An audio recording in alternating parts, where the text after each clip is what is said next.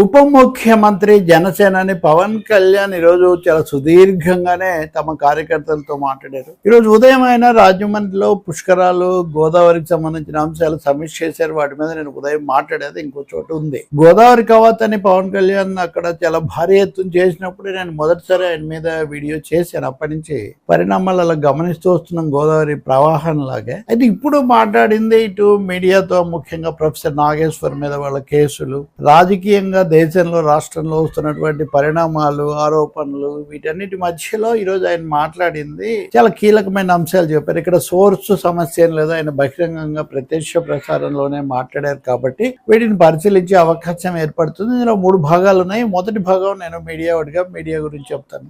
ఎవరెవరో ఏదేదో మాట్లాడుతుంటే, రోడ్డు మీద పోయే ప్రతి వాళ్ళు మాట్లాడుతుంటే మేము సహిస్తామా, సహించాము కానీ ఇంకా కుదరదు, ఇది ఇలాంటి ఒక గట్టి హెచ్చరిక తన దగ్గర నుంచి పంపించాలని ఆయన భావించినట్టు కనిపిస్తుంది. పార్టీ నడపడం, నిలబెట్టడం చాలా కష్టం. ఆ పని తను చేస్తున్నాను. కానీ అదే సమయంలో అభిప్రాయ భేదాలు లేకపోతే భిన్నమైన కోణాలు ఉండొచ్చు. కానీ ఏదంటే అది మాట్లాడితే ఎలా సహిస్తాము, ఇది స్థూలంగా ఆయన చెప్పిందని సారాంశం. ఇక మీదనే సహించము, ఎవరైనా ఏదైనా అంటే గట్టిగా ఎదుర్కోవాలి. గతంలో కూడా ఆయన అనున్నారు. జన సైనికులకు కూడా లేదా జనసేన నాయకులకు కూడా అధికారంలో రాకముందు ఉన్నటువంటిది అధికారంలోకి వచ్చిన తర్వాత మరింత విజృంభించే బదులు కొంచెం ఏదో చల్లబడిపోయారు, చప్పబడిపోయారు అన్న భావం ఆయన మాటల్లో తొణకిసలాడుతోంది, కొంచెం తొంగి చూస్తూ ఉంది. అమిత్ షా, హోంమంత్రి అమిత్ షాతో తను కలిసి ఏం మాట్లాడానో విశ్లేషకులకు ఎలా తెలుస్తుంది? వాటి మీద ఏదో మాట్లాడి అమిత్ షా నా క్లాస్ తీసుకున్నారని, నన్ను తిట్టారని, ఇవన్నీ ఎలా పెడతారు? ఇది ఆయన ప్రశ్న.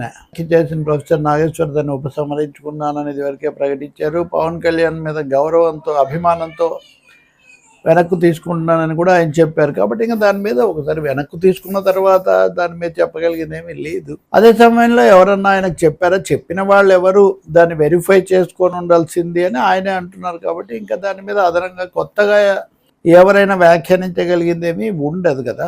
కానీ పవన్ కళ్యాణ్ ఈరోజు దానికి ఒక కొత్త కోణం ఇచ్చారు. అమిత్ షా లాంటి వ్యక్తిని, భారతదేశంలో సర్దార్ పటేల్ అంతటి హోంమంత్రిగా ఉన్న అమిత్ షాను, అనేక రాష్ట్రాల్లో బీజేపీ ఎప్పుడు గెలవని చోట గెలిపించిన అమిత్ షాను, జమ్మూ కాశ్మీర్లో 370 అధికరణం రద్దు చేసినటువంటి అమిత్ షాను, ఇంకా చాలా ఘనకార్యాలు చేసిన అమిత్ షాను అంటారా? అందుకని నాకు కోపం వచ్చింది. అమిత్ షాను అనడం నాకు ఎక్కువ బాధ కలిగించింది అని. ఇక్కడ మళ్ళీ అమిత్ షా అయినా, నరేంద్ర మోదీ అయినా, రాహుల్ గాంధీ అయినా, ఆఖరికి పవన్ కళ్యాణ్ అయినా వాళ్ళ రాజకీయ వ్యూహాల ప్రకారమే వాళ్ళు వెళ్తారు తప్ప వాళ్ళు ప్రభుత్వంలో ఉన్నప్పుడు చేసిన తప్పులను బట్టి వాళ్ళ మీద అంచనాలు ఉండవు. వాళ్ళు ఎందుకు ఆ పని చేశారు, దానికి ఉదాహరణకు జమ్మూ కాశ్మీర్లో చేసిందని కానీ చాలా మందిని విభేదిస్తుంది. దాంతో వాళ్ళకి అధికారం ఉంది కాబట్టి వాళ్ళు చేసి ఉండొచ్చు. తొందరలో రాష్ట్ర ప్రతిపత్తి ఇస్తామని కూడా వాళ్ళు అప్పుడప్పుడు చెప్తూ ఉంటారు. కాబట్టి అదేం శాశ్వతమైనటువంటి తొలగింపు కూడా కాదు.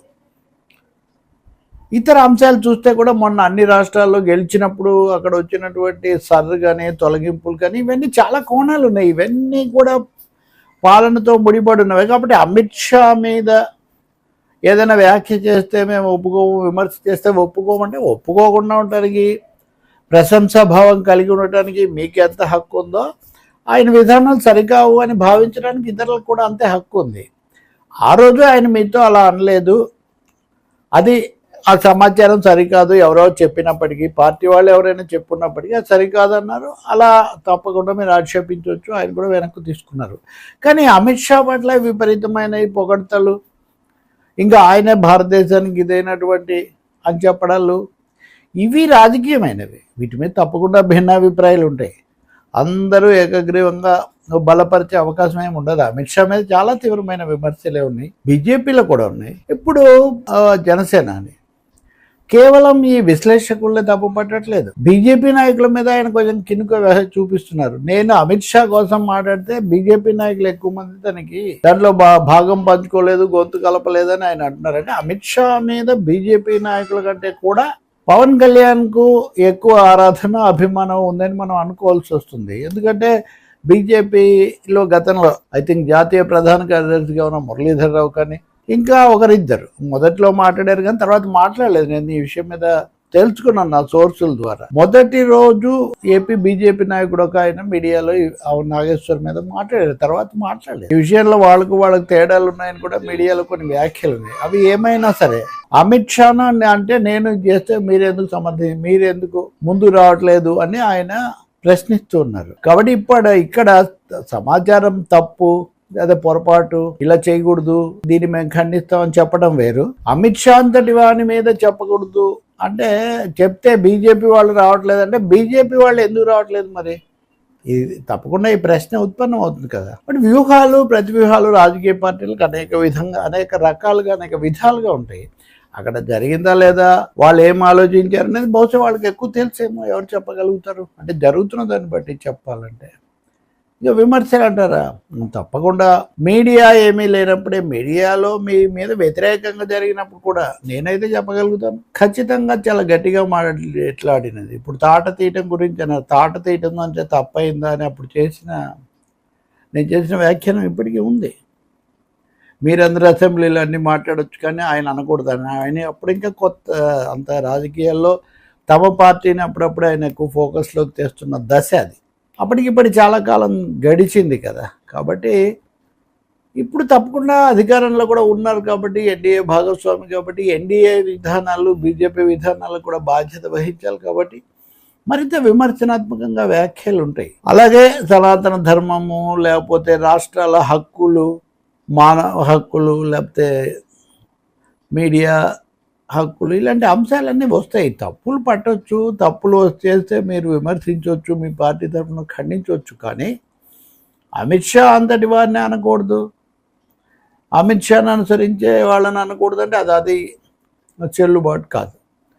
సమాచారం ఇంకోటి, ఇవన్నీ లీకులు మనమే ఇస్తున్నాం, మనమే శత్రువులం అనే మాట కూడా అన్నారు. నేను జనసేనకు సంబంధించి ఆయన చేసిన వ్యాఖ్యలు మరొకసారి నేను మరొక చోట వివరంగా చెప్తాను. కానీ అంటే లీకులు జనసేన నుంచే వస్తున్నాయని కూడా ఎంతో కొంత మీరు అంగీకరిస్తున్నారు. ఇది కూడా అలాగే ఎవరన్నా చెప్పుండొచ్చు, చెప్పిందని వెరిఫై చేసుకొని ఉండాల్సింది. అంతవరకే ఆయనే చెప్పారు ఆ విషయం, ప్రొఫెసరే కాబట్టి ఇంకా దాని మీద ఏముంది. అలాంటప్పుడు కర్మ ఎవరైనా అనుభవించాల్సిందే.